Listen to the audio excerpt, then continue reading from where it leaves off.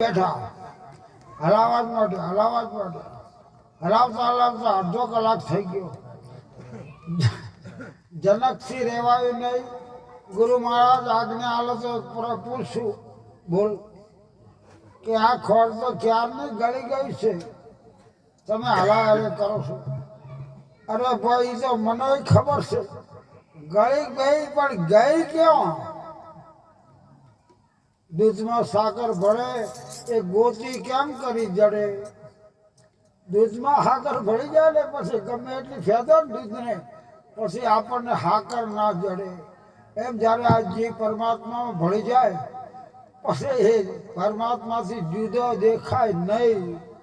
આવું આ જ્ઞાન વિજ્ઞાન છે. પરમાત્મામાં ભળી જવું, કશું બનવાનું નથી. હો બનશો ને કે મર્યો બન્યો રાજા રાવણ. દેખો દાખલા રાવણ કૌરવ કંસ, એનો નથી રે વંશ.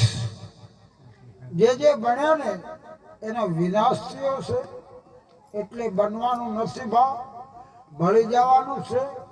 જેમ દૂધ સાકર ભળે.